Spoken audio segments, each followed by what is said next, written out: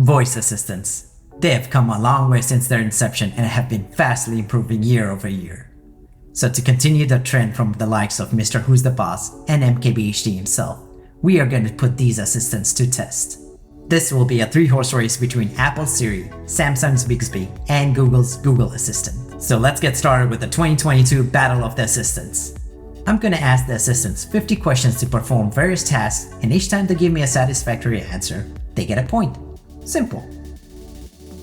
What's 26 times 25? 26 plus 25 times 26. Now divide it by 5. And now multiply that by 999. Convert 25 pounds to kilos. Now let's see how good they are at controlling the devices they are running on. Turn off Wi-Fi. Increase screen brightness by 15%. Change my wallpaper. Turn on dark mode. And now some general internet queries for what people normally would use their assistant for. What's the weather like today in Austin? What's the weather like tomorrow in Austin? Will I need an umbrella today in Austin? What's the capital of Texas? What song is playing?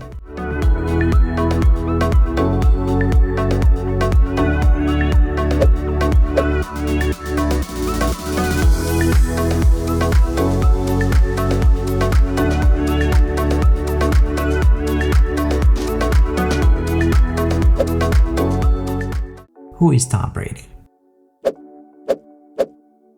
How tall is he? Does he have any children? How many Super Bowl rings does he have? How do you say thank you in Spanish?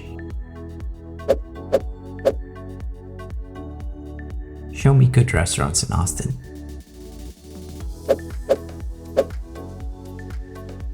Make a reservation at Uchi. Who's leading in Formula 1 this year?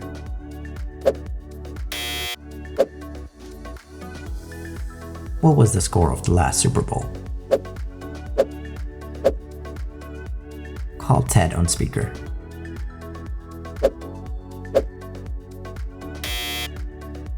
What day is Christmas this year? Show me movies playing near me. Tell me more about Top Gun Maverick. What actors are in it?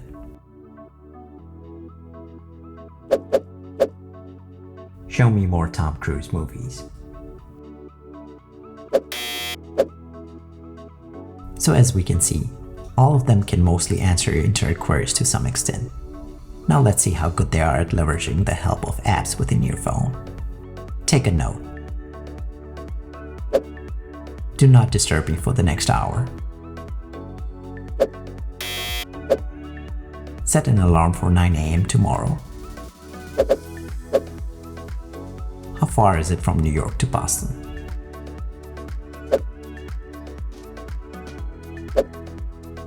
Start the driving directions from New York to Boston.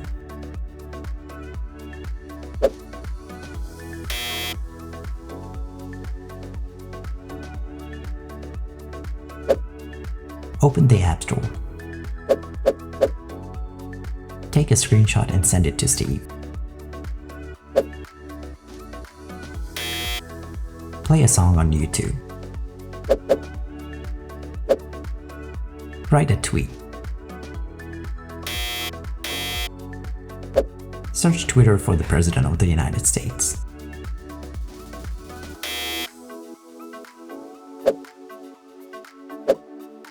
Set a meeting with Steve at 11 in the morning. Reschedule my meeting with Steve for next Friday at the same time.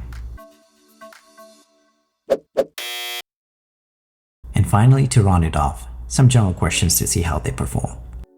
What's my name? That's not how you pronounce it. Remind me to drop the package when I leave for work.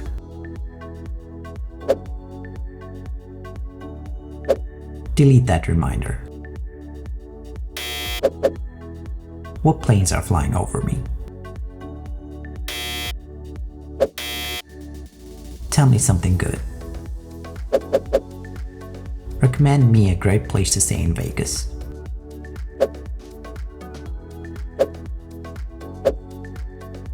Start a timer for 5 minutes. Flip a coin.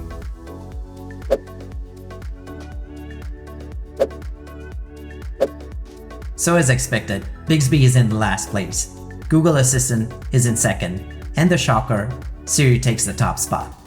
Just goes to show you how much Siri has improved over the years and closed the gap with Google. So a few points to know. Let's start with why I didn't include Alexa. Alexa is capable of a lot of things in general for the average user, but when it comes to things like device control or smart home control, it requires a lot of training. Once you do that, it's great. It's not what I would call a self-starter out of the box just like Siri or Google Assistant. And Bixby is no better. It lacks intelligence and is really slow when you compare it to the others. Google and Siri are better at understanding context and are so far ahead that, dare I say it, it'll be a long time before a worthy contender catches up to them, if there is one. So this was the first part of the battle, and in the upcoming episodes we'll be testing more complex stuff like automations, smart home control, routines that trigger multiple actions, and shortcuts. And if you haven't watched my previous video regarding Siri versus Google Assistant, check it out in the link above. And if you enjoyed this video, please do consider subscribing, as that would help us get to that 1,000 subscriber mark. Oh, and if you still haven't seen the photos from James Webb Space Telescope, go check them out. They're absolutely mesmerizing. I'll drop a link below in the description. And with that being said, I'm Zane, and I'll catch you in the next one. Peace.